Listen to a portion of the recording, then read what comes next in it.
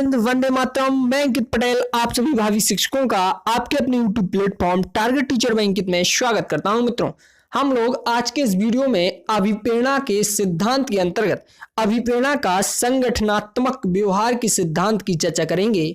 और यह जो सिद्धांत है वो स्किनर महोदय ने दिया। इसके पहले आपको बता दिया जाए कि यह जो वीडियो है वो UP TET, C TET, super TET पर जो भी शिक्षक पात्रता परीक्षा विभिन्न राज्यों की होती हैं और जो शिक्षक भर्ती परीक्षाएं होती हैं उन सभी के लिए महत्वपूर्ण है।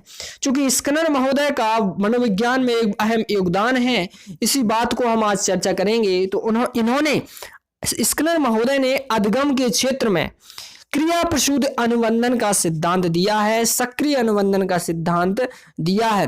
तो इसके साथ साथ इन्होंने अभिप्रेरणा का संगठनात्मक व्यवहार का सिद्धांत भी दिया है। तो आज के वीडियो में हम अभिप्रेरणा के संगठनात्मक व्यवहार की चर्चा करने वाले हैं। तो देर न करते हुए चलिए हम शुरू करते हैं। उसके पहले दोस्तों, अगर आप हमारे चैनल पर पहली बार विजिट कर रहे हैं तो चैनल को सब्सक्राइब जरूर करें और पास में घंटी के निशान को दबाएं ताकि आने वाली वीडियो की नोटिफिकेशन आप तक पहुंचते रहे। और यदि आपने चैनल को सब्सक्राइब किया हुआ है तो आपका बहुत बहुत धन्यवाद। स्किनर, तो यहां से देखिएगा, स्किनर ने अभिप्रेरणा का सिद्धांत दिया है जिसे हम संगठनात्मक व्यवहार या इसी को हम ऑर्गेनाइजेशन बिहेवियर का सिद्धांत भी कहते हैं। तो इन्होंने अभिप्रेरणा का संगठनात्मक व्यवहार का सिद्धांत दिया। लिखा हुआ है कि इस सिद्धांत के अनुसार प्राणी उसी व्यवहार के सकारात्मक पुनर्वलन को जारी रखेगा जिसके द्वारा पुरस्कार प्राप्त होगा, जबकि उस व्यवहार का नकारात्मक पुनर्वलन रखेगा जिसके द्वारा दंड या फटकार प्राप्त होगी। तो कहने का मतलब है मित्रों कि अगर बालक को प्राणी का व्यवहार सकारात्मक पुनर्वलन को जारी रखेगा जिसके द्वारा उसे पुरस्कार प्राप्त होगा, जबकि उस व्यवहार का नकारात्मक पुनर्वलन रखेगा जिसके द्वारा दंड या फटकार प्राप्त होगा। आप सभी को अच्छी तरह से ज्ञात है कि बी.एफ. स्किनर महोदय ने अधिगम के क्षेत्र में क्रिया प्रसूद अनुबंधन का सिद्धांत दिया है। और इन्होंने ये जो क्रिया प्रसूद अनुबंधन का सिद्धांत दिया है जिसे नैमित्तिक अनुबंधन का सिद्धांत कहा जाता है, सक्रिय अनुबंधन का सिद्धांत कहा जाता है, आर टाइप थ्योरी जिसको कहा जाता है, ये सभी बी.एफ. स्किनर के क्रिया प्रसूद अनुबंधन सिद्धांत के नाम है जिन्होंने क्या चूहे पर प्रयोग किया है और कबूतर पर प्रयोग किया है। तो स्किनर ने चूहे पर 1938 में जो प्रयोग किया है, कब 1938 में स्किनर ने यह प्रयोग किया है। और स्किनर महोदय की अगर हम बात करें तो ये जो है इनका सिद्धांत बहुत ही महत्वपूर्ण है, क्योंकि इस सिद्धांत में इन्होंने उद्दीपक को महत्वपूर्ण नहीं माना है। इन्होंने कहा है कि अगर हम इस चूहे को पिंजरे में बंद रखा और बिना भोजन दिखाए ही उसको भोजन प्रस्तुत किया, जब चूहे के द्वारा लीवर को दबाया गया तो उसको भोजन प्रस्तुत किया गया। तो वह जो उसको भोजन प्रस्तुत किया गया तो वो भोजन जो आया उसके लिए पुनर्बलन का काम कर रहा था।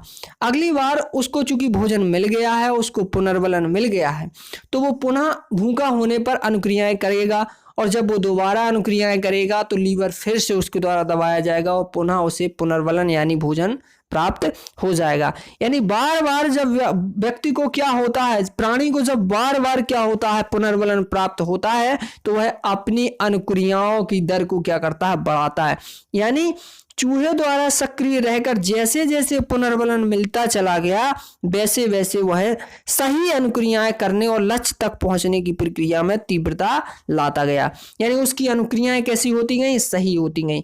स्किनर ने 1938 में चूहे पर और 1943 में कबूतर पर भी प्रयोग किया था। बता दें आपको कि इन्होंने इस सिद्धांत के द्वारा यह निष्कर्ष निकाला कि अगर प्राणी को बिना उद्दीपक दिखाए किसी ऐसी अनुक्रिया से जोड़ा जा सकता है जिसके लिए आवश्यक है कि प्राणी को क्रिया के तुरंत बाद पुनर्बलन मिले या प्रबलन या प्रोत्साहन मिले, तो वह प्राणी उस क्रिया को सफलतापूर्वक कर लेता है। जरूरी नहीं है कि उद्दीपक दिखाकर ही उसे अनुक्रिया करने के लिए प्रेरित किया जाए।